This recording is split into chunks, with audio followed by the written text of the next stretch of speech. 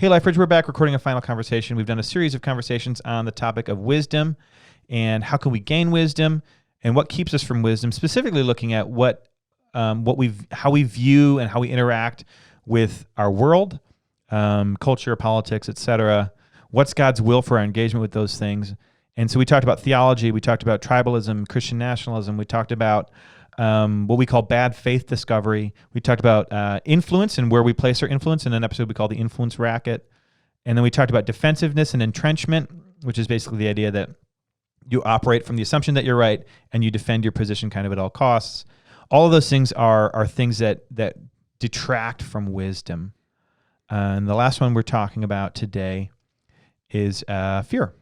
Yeah, so the game plan is to talk through fear a little bit and then how fear keeps us from wisdom and how fear kind of leaves us more vulnerable to believing lies. Fear is a big topic, and to be honest, it kind of annoys me sometimes when you're talking with somebody or you hear a conversation or an interview and somebody just says, oh, that's a fear-based argument, and that's like the mic drop and end all argument for the conversation. And it's like, yeah, but like you're also afraid of something. Right. And if you pick apart what they're saying in the conversation, you'll find what they're actually afraid of. And it's not just like one side in a conversation is fearful and the other side isn't. We all have fears. Right. I think it's more helpful for us to break it down as healthy and unhealthy fears and like healthy and unhealthy responses to fear. Simple, silly examples, right? Like when my kids were toddlers and they were just learning how to walk, I was afraid they would fall down the stairs. So a healthy response, I think, is to put up a gate in front of the stairs so they can't fall down the stairs. Close the door to the basement stairs so they don't go down the stairs. Unhealthy response is like, don't let your kids walk, or like try to keep them from walking so that they don't navigate over to there. Put an elevator in your house. Put an elevator in your house. Yeah. So there's healthy, there's unhealthy responses to fear. We all have fear. It's what do we do in response to that natural reaction to fear. Even what you've already said, I think there's a little bit of a hang up for some Christians because we know what the Bible says about fear, right, in the sense that we're not supposed to, do not be anxious about anything, but with prayer and petition, present your requests to God. There's other passages in there. The Lord is my light and my salvation. Whom shall I fear? The idea there is that there's also passages about fearing the Lord. Yeah. The idea is that we should fear the Lord and trust in the Lord, and then we shouldn't be afraid of other things, and we shouldn't live our life in constant anxiety of what could happen tomorrow, et cetera, right? Exactly. Totally true. But I think sometimes as Christians, we do this thing where we say, oh, well, the Bible says I'm not supposed to be afraid, so I'm not afraid. Mm-hmm. But if you are afraid, you're still afraid. And by failing to acknowledge that and be honest with yourself, you're actually not able to work on it in the way that you could. You can't correct for it, right? In God's kingdom someday, we won't be afraid. There will be nothing to be afraid of. Mm-hmm. But right now, we still all do have fears because we're not perfect. And we live in a sinful world, right? And we know the realities of that world, and so those fears still do exist. Mm-hmm. And we eagerly await a day when they won't, but for now they do, and it doesn't really help anything to just pretend they don't and say, I'm not afraid of anything. I got the Lord on my side. Like, look, you're afraid of something. I'm afraid of something. Let's just be honest about it and move forward from there. To be preachy about it, the preachy statement is when fear creeps up, we counter our fear with faith, right? Right. So we all have fear. It's a natural reaction. And you brought up about like fear of the Lord. That's a concept that trips up a lot of Christians and a lot of people today. And it is kind of a big, tricky concept. There's a lot to it, right? The Bible tells us like perfect love casts out fear. Tells us God did not give us a spirit of fear. There's a lot in Scripture about us not fearing. But we should also fear the Lord. So what's the balance there? Like I think the good examples is when we look at Isaiah and John, when they're brought into the presence of God, there's a healthy fear there. In both instances, they fall down on their face. They're like completely blown away. Isaiah says, woe is me, I'm a man of unclean lips, right? And they're completely taken aback because the sight of God is so magnificent. It's so beautiful. In his presence is just so overwhelming that it elicits a response of fear. It's like when an angel appears to anybody in Scripture, they are afraid, and the angel's first response is, at least, maybe always, but almost always, I'll say, don't be afraid, right? Because like seeing a heavenly being who is in the presence of God is just so magnificent and glorious that it elicits a response of fear. So in some sense, we should fear God, and that should drive us to holiness. This like awe, reverence, fear of God and who he is. But in another sense, then when we know God and when we encounter the divine presence in some capacity and our response is fear, God always fills us with a sense of faith and trust because we know that he is our loving Father, and so we shouldn't necessarily remain in that fear. You and I were both raised in the church, and I think, and this isn't just about Christians, this is any parents. The way parents raise their kids factors in the fears that you have. So we kind of make these trade-offs of what we're going to be afraid of and what we're not going to be afraid of. When we're raised in the faith and our parents' fears are built into how we're raised, our parents' fears can also get built into what we think faith is growing up. So to be a Christian is, on some level, when you're a kid, in your mind, it's modeled to you and taught to you by your parents and your community and the people that you look up to. And if there's specific fears there that they're trying to hedge against, right? That's going to come through in the way their faith looks and is lived out. Mm-hmm. So if you grow up in a setting where people are really afraid of the outside world, that's going to get built into what you think it means to be a Christian. Fear, which in a lot of cases can turn into kind of like a disdain for the outside world. Or if your fear is about you don't want your kids to miss out on any of the good things in life, you want them to have every experience they could have ever wanted, your kid might grow up thinking that that's what God wants for them too. Your kid might grow up thinking, sort of doing this experience chasing thing, and connecting their faith to that as well. And so our fears and our insecurities and our anxieties, we do pass those on to our kids, and we don't want to, but we do. And that's part of the faith expression they're taught and is modeled for them as well. And we all have those. I think we have to recognize that we have those so that we can, as I said before in the preachy sense, counter those fears with faith and trust God in those areas where we are afraid. Because the counter is also true. Like you can be afraid of being rejected by the culture, and so that leads you to accepting everything from the culture instead of filtering it through the biblical lens, or even not just right and wrong, but filtering it through a lens that says like this is healthy, or this is good for me and my soul, or this is not good for me and my soul. We can just end up accepting everything because we're afraid of being accepted or not being accepted by the culture. Fear of failure is another huge one, right? That right. we hear about all the time. And if we're afraid of our kids failing, especially, we can push them and drive them to succeed in something and end up kind of alienating or failing to love them for who they are. So in the kids and parent relationship, I think we see that pretty clearly. I think a lot of kids grew up in maybe like a youth group culture where there was a lot of value placed on kind of being a world changer, right?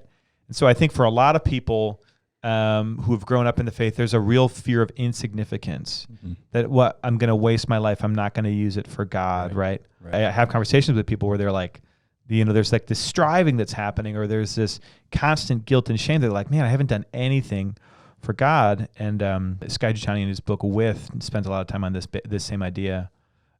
Which is a great book if you haven't read it. But it's just the idea that God doesn't desire for us a life of significance. He desires for us a life with Him, mm-hmm. Walking in His presence, being led by His Spirit, and faithfully living that life. And for some people, a faithful life will lead to some significance in the eyes of the world, and for others, it won't at all. Mm-hmm. It's just not what God desires for us necessarily, right. And so that's just another example that it's fear. It's fear of insignificance. Mm-hmm. And we're like, I'm going to disappoint God, and I'm going to disappoint my parents or whatever. Yeah. That's the root of so much in our lives is fear. And it is an area where when fear is baked into our faith expression, it opens us up to bad interpretations. Mm-hmm. It opens us up to be very susceptible to specific kinds of lies and misinformation, yeah. and things like that. And it opens us up to kind of undue loyalty to one group or another. And John Fia, he talks about this a lot, and how politicians have used fear to court evangelicals basically since the beginning of America, mm-hmm. in our country's founding. So and in one sense, like we see how this happened in the political sphere, where evangelicals became married to the Republican Party in large numbers because of a fear of communism. Mm-hmm. And it's a legitimate fear, right? We didn't live through the Cold War. You and I, we weren't paying attention to what was happening there in real time. So looking back, we see obviously, we're not communist here in America. So in that sense, we won, right? And that was good. Right. And that's a good thing. But living through that time, you see how big of a fear that must have been that communism would creep into the American culture. And so politicians who are really smart, really good at their job, in order to get votes, created a sense of fear to court the evangelical vote. And there's the term Cold War Christianity, which I don't even know who coined it. The idea with Cold War Christianity is that idea of that evangelical movement that happened when we were kids, and even before we were born. There was real fear of communism, like you said, and that fear is sort of gone now. But that culture of fear and of fear-based manipulation, of extreme mistrust for certain the Democratic Party, but also certain government institutions and things like that. That's still sort of in the DNA of the evangelical church in America. And it's sort of a two-sided coin, because on one hand, not all of that mistrust is unfounded. Right. I mean, the young people, millennials and zillennials, whatever they call what it comes after us, we have an extreme mistrust of institutions. Big things, people our age don't think that big things, they must have done something right. They think they must have done something wrong to get that big. So whether it's big business, government, big pharma, big tech, fill in the blank, there's not a lot of trust. And because of the information age, we have enough information in certain situations to know that we shouldn't always be trusting of those institutions. But what happens is that fear is kind of the hook that can lead us to believing things that are just way, way, way outside God's will. So it starts with something that's at least somewhat true, right? So mistrust of the government, for instance, not completely unfounded, but where that can take us can get pretty weird. Mm-hmm. Mistrust of big pharma, totally founded. The big pharma doesn't have a great track record in a lot of ways, but that can take us to some places where it's like, okay, we might be outside of what's correct. We might be outside of truth. We might be outside of God's will here. And so it starts with a valid mistrust, but there are people who are very good at playing on those fears and on those concerns and on that mistrust to get you to believe something that just isn't true. Mistrust in the media is another big one today. Oh yeah, I can't believe I didn't mention media. Yeah, that's like the biggest one. That's like the one that we hear the most about, and was probably front and center in this last election cycle and throughout the last year when it comes to COVID. And that's, again, not entirely unfounded, right? The media has proven to be biased, and every media source is biased, and some of them don't recognize it or identify it. This is a big conversation that I'm not going to get into all of it. But the reality is the fear of being misled or lied to by the media leads us to not trusting any sources of information or any big sources of information we don't trust them just because they're big or just because they have gone through like the process of credibility and establishing claims, et cetera, all of that. Yeah. We don't trust them because of that now, which is a really strange place to be and leaves us quite vulnerable to believing anything. I think what we've seen is that people's fear of like, I'm not going to get duped by big media. What it's led to in large part is getting duped by small media. Right. People do not want to get their news from these big sources anymore. But then I'm seeing, especially during the pandemic, there was a lot of them spinning up, but I'm seeing people posting like a coronavirus-truths.godaddy.com or whatever. And it's like, look, if you think that you have information that the world needs to know and you're going to save lives, pay the $9 a year for the domain. Neither of those is the answer, right? Neither of those is going to get us to truth. I think what would be helpful for us to do is to walk through some common statements of fear that we hear today and kind of just like dissect them or unpack them a little bit. At least in the last election cycle in the last year, actually the last 2 election cycles, we would constantly hear, if we don't win this election, we're going to lose our country, leading us to believe that the stakes here are so high that, and I think if we're honest, when we begin to unpack what do we mean that we're going to lose our country and unpack some of these statements, we recognize the hyperbole in some of these statements and how they're trying to elicit fear in us. So even the statement, we're going to lose our country, like, what does that mean? Like, America's going to cease to exist? No, obviously. I might like my country less. I might like it it's less. pretty much what it means. Yeah, it's going to look different. I mean, the stakes have never been higher. That feels like super common language. If you are a media personality or a media company or whatever, you want people to think the stakes are high. As soon as people think the stakes aren't high, they're like, let me know when it's a big deal. It's like, hey, newsflash, it's a big deal all the time then because we need to sell ads. Yep. And the stakes do feel a little bit high right now. I agree. I think they're ratcheted down from how it felt 6 months ago. Yeah. But I think we have to be able to zoom out and say, like, well, the Civil War was probably higher stakes. That was pretty bad too. Yeah. World War I was probably higher stakes. World War II was probably higher stakes. The Revolution. Again, the Revolution. Yeah. The Cold War, in the midst of it, there were some close calls, and there were some times that it felt like very high stakes. Yeah. Much higher than now. Civil rights movement. Right? Civil rights movement, huge one. So there's tons of times in our country that have been higher stakes than right now, and we have to be aware of that. It's fear mongering. It is exactly what that is. Politicians do it, media folks do it. Around religious liberty is one that it definitely got ramped up in the last year as well. Around COVID and churches not being able to gather, we definitely got a lot of heat about that when we decided to close our doors and go to online services for a while. But that's another one where it's one where Christians, it's very easy for us to get worked up.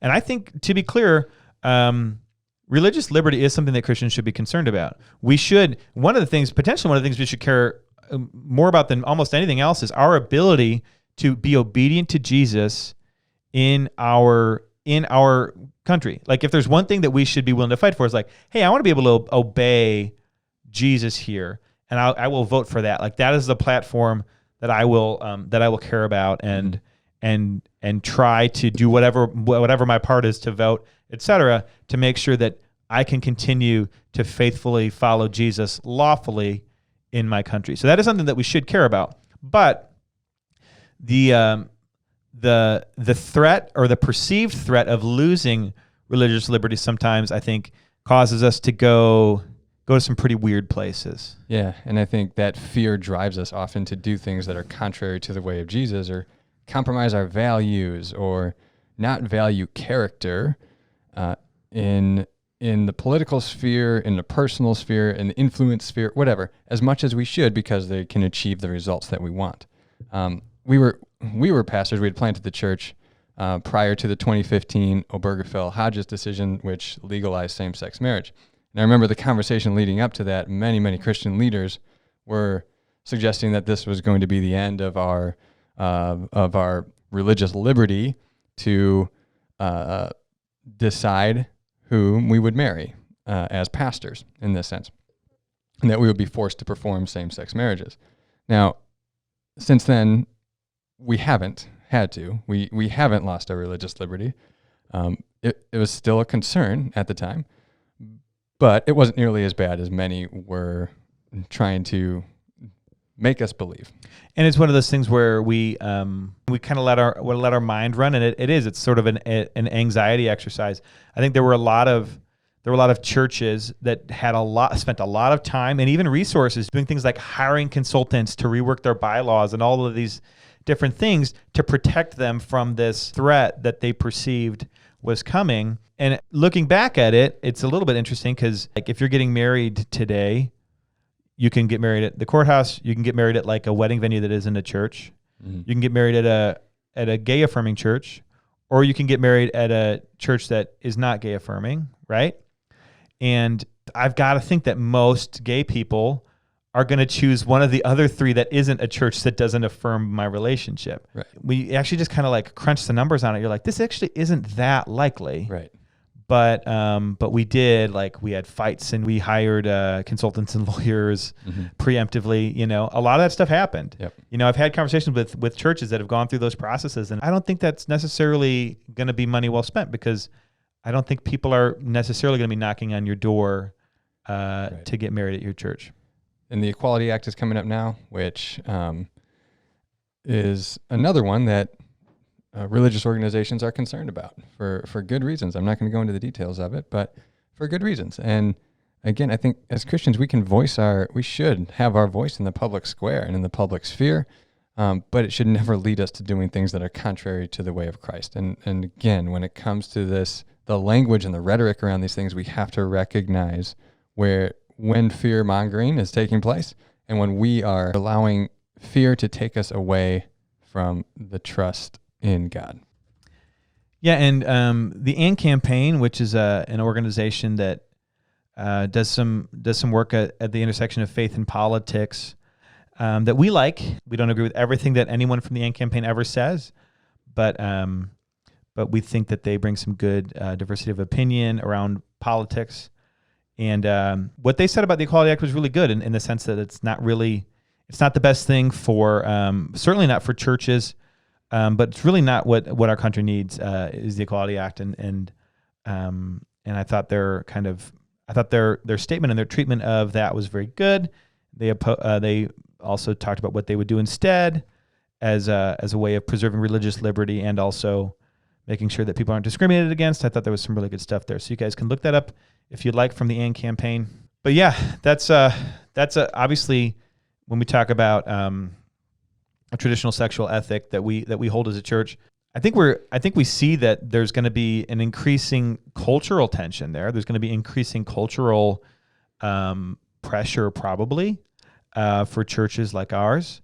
But in terms of actual religious liberty, there isn't a lot of precedent to say that the Supreme Court's going to go in that direction. And again, that's something that David French, a guy that we talk about a decent amount and like a lot, he talks about, he kind of goes back through decisions that have been made in regards to religious liberty.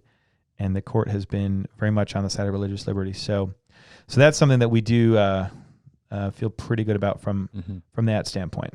Definitely something to watch closely and just keep our eye on. And as Christians, I think we should have our voice be heard in the public square again, but not going beyond the way of Jesus and not giving in to fear and thinking that this is the stakes have never been higher. This is the end-all situation that we have to win, because that leads us to being susceptible to lies, and it leads us to doing things that are immoral, quite frankly. But with that, I want to skip over to COVID, because I think what happened during COVID with the religious liberty thing is I think a lot of people talked about religious liberty, and it was sort of a way of it was maybe a way of making Christianizing what they were upset about. I don't think, for a lot of people, religious liberties was really at the heart of what they were upset about, right? It had to do with what they personally were told they could and couldn't do. And people do not like being told what they can and can't do in America, and that's not always a bad thing, But I think when we talk about, there was a lot of concern about government overreach, and for Christians that extended to their churches. And I think we were in a spot where it's like we felt like at times people wanted us to open up and kind of do the middle finger to the government. And the reason they wanted us to do that is because they wanted to do it, And so, and again, a lot of that comes back to fear of what the government is doing. So I think the government and fear of the government, we talked already about how in the evangelical world, there is not a lot of trust for the government, and there's good cause for that at times. But again, in terms of religious liberty, we don't think there's a ton to be extremely concerned about. In terms of will things ever go back to normal after the pandemic? I think there's some concern from people that we'll never be able to go to a sporting event without a mask again, or I'll have to verify that I got the vaccine to go to a Bucks game or whatever. I think I guess I can't say that none of that's going to happen, but I think when I've had these conversations with people, what I try to encourage people to do is I say, I don't know that that's a healthy theoretical to be playing through in your head right now. There's enough stuff stressing all of us out right now that we don't need to be playing out the theoreticals that we're sure are going to happen when in reality we're not sure they're going to happen. And we don't need to be probably participating in watching media that does a bunch of that as well, of saying like, here's where this ends, like, or where is this going? Mm-hmm. And that sort of always wanted to, what's the next thing? And that consistent, that's feeding the fear and feeding your own anxiety and feeding your own distrust. And it's sort of just like the self-fulfilling and self-defeating thing. Right. Yeah, I think that's good. I think that's really helpful for us to think through how much are we just allowing fear to kind of overwhelm our thinking and with hypotheticals. And in this case, specifically when it comes to government overreach and COVID, which we've talked to death about why we approach things the way that we did as a church. But one of the primary arguments that we've made all along is that this isn't it's not specifically isolated to religious institutions and organizations, right? The NBA was shut down. The Major League Baseball didn't have fans in the stadiums, and it did definitely affect churches a lot. Affected everybody. Yeah. And these mandates weren't specifically directed towards churches. If they were, that would have been much more problematic. And that's where we would have spoken out against it. For sure. The other thing we told people all the time, that one of the questions we would get is, at what point? Yep. Right? At what, we'd say, okay, Pastor, I get it. I know you don't think we should go against the order yet, but at what point? And it's not that we haven't thought about that at all, but it's a way of indulging anger and fear, because now we're talking about something that hasn't happened, and now we're getting mad about something that hasn't happened and starting to assume that it's going to happen. And so we try to, in terms of what our government's doing and as a church, our relationship to it, we try to stay in the present and focus on what we know in the present, and then look a little bit back and look at precedent and what's happened. Because, like, let's not worry about tomorrow. Mm-hmm. This is not a time to worry about tomorrow. Tomorrow has its own cares and worries, and what good does it do to spend a bunch of time getting anxious and getting upset and projecting in those sorts of scenarios? Because we don't know what tomorrow's going to look like, right, especially in this scenario. The only other one I want to bring up is the where we see a lot of like fear-producing rhetoric is around the immigration and refugee crisis. There's a lot of talk about people coming across the border as murderers and refugees coming in from Middle Eastern countries and they're terrorists coming in through Syria, like when the Syrian crisis was really hot. The statistics just don't back that up in any way, shape, or form. I don't have the statistics in front of me, but if you read Welcoming the Stranger, Matthew Soren's, he goes through all of the statistics on there, and it's largely fear-mongering, and the statistics just don't back up many of the claims that are being made. Yeah, and Matthew Soren's, we did a Tough Topics conversation with him this past summer, and we talked about immigrants and refugees and how fear-based rhetoric really clouds our judgment, especially for Christians, of how we should be thinking about the treatment of those individuals. I remember, actually, this was a learning moment for me, and I don't remember the exact year that it was, but it was this same sort of thing where there was a ton of conservative rhetoric during the Obama administration about what was happening at our southern border and basically how immigrants we're just letting everybody in, that sort of thing. I think I was a little bit, I don't think I never was like, oh yeah, we're letting everybody in, but I just assumed like, yeah, he's way softer on immigration. But in reality, it was just blatant disinformation is what was actually happening. The W. Bush administration and the Obama administration had like pretty similar immigration policies. And as I dug into it more, I realized that actually Obama got a lot of heat from progressives about his immigration policies in some cases. And so why did I believe that? I think that's a good question. And one that I did spend some time reflecting on once I had heard some different information and done some digging on my own and realizing like, oh, this is a lie I kind of believed, right? And why is that, And so there is something to that I think we can take away and say, there are times that we believe certain narratives around politics, We've said before, I don't know how many times between church and on this podcast and other videos we've done, that media personalities don't actually, they're not actually primarily interested in communicating reality with us. That's not what they're there to do. Right. And so we have to, if we're gonna listen to that stuff, we have to take that into account. This person isn't trying to tell me the truth right now. That's not what they're there to do. And so I have to keep that in mind. Should I be listening at all? Great question. Yep. To someone who's not trying to communicate truth to you. But if you're gonna, at least keep that in mind, right? And but they will play on your fears. They will play on the areas where you think that you fear a loss of security. You fear a loss of group identity. You fear a loss of way of life, financial security, physical safety. Those things. When we have that gut reaction of fear to those things, we will do just about anything. We'll believe just about anything. We'll give our money.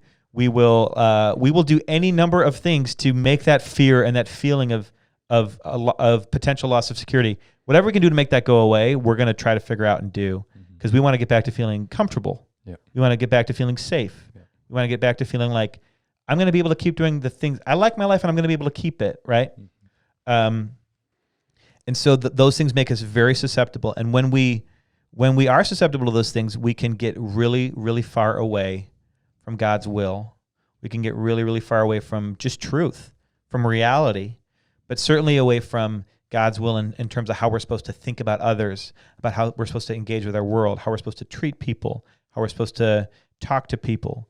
Fear and fear-mongering, they get results. They just get results. So they're not going anywhere. They will be a part of the rhetoric moving forward because they get results. So we have to recognize that. We have to acknowledge that we have fear, and then learn and navigate and trust God's Spirit to guide us towards wisdom. Yeah, this is not just like a misinformation or disinformation campaign. It's not just fear-mongering to get us to believe something that is not true. Like, there is evil at work in deceiving us. Satan is the father of lies, and his primary work in the world is to deceive and to lie, and it's subtle deceptions that lead us to believe things that are not true. And I believe he is quite skilled at using fear to get us to believe these lies and things that aren't true. So we must focus on the truth and find true, good information. The next thing that helps me a ton is history, like looking back at the history of the church, like the first 300 years of the church, especially when the church was a small minority movement in the Roman world where they were persecuted, they had no rights, they had no religious liberties to speak of, and the church thrived in that time. And how even in the midst of persecution, in some ways that can be good for the church. Now, of course, I'm not saying that I want to go through persecution. I don't want to. I would use my vote and my voice as an American citizen so that we do not go through persecution. But at the end of the day, if our utmost value is the kingdom of God and God's kingdom moving forward, we can have full confidence that his kingdom will move forward, and that value we will see come to fruition, if that is where our value is placed, right? No matter whether we maintain our religious liberties, our influence in society, in the public square or not, that God's kingdom will continue to move forward. So we must cherish that and seek God's kingdom above all else. And then I think we can find safety and security and eliminating a lot of these fears that are that are people are trying to convince us of and to get us to believe. Yeah, and ultimately, I totally agree. I think at the risk of being a little cheesy right now, right? When it comes to politics, when we comes to our world feeling tumultuous, Christians tend to say that God is still on his throne. So after an election, if you don't like who won, you can say it's okay, God's still on his throne. Or if you do like who won, you can be like, well, it's God's will, he's sovereign, and he's still on his throne. Either way, you can say it, right? But some cheesy applications aside, it is the thing that I think we should sort of hang our hat on as Christians at the end of the day. If we lose rights in our country as Christians, God will still be on his throne. His church is still going to thrive and continue, and it will be thriving somewhere if it's not here in America. And it is now. Mm-hmm. Where the church is thriving now is not in America. Absolutely. It's other places. Yeah. It's places with less comfort. It's places with certainly less religious liberty. That's where the church is thriving now. If Lifebridge Church can no longer meet all together in a building on Sunday mornings, which we hope never happens, but God would still be on his throne, and his church would still be moving the kingdom forward in our world. And so we trust that God is bringing his kingdom, and that he's calling us to participate in that. Right now, we can do just about all of that within the confines of the law in our country. Right now, there's not a lot that stands in our way of doing that, at least in terms of things that we need to be afraid of. Mm-hmm. But if that changes, it's not going to slow God down. It might make our lives less comfortable. It might make our lives harder. But as Christians, we're called to something higher than that. And so as we close these conversations on wisdom, as we kind of wrap this, we're talking about fear today, entrenchment and defensiveness, where we allow influence in our lives, bad faith discovery, which is basically willful avoidance of letting your mind be changed by new information and by truth, tribalism, Christian nationalism, theology. There's some real hang-ups there. And honestly, for the American church, there's some real idols in there. And they're idols that keep us from worship of God. They keep us from the will of God. And they keep us from truth. And so we should be asking the Spirit to help us identify and root those things out of our life so that we can live lives of faithful engagement with our world, faithful engagement with our neighbor, and faithful communion with God. Amen. With that, we're going to wrap this Regaining Wisdom series, and we'll be back with more conversations later.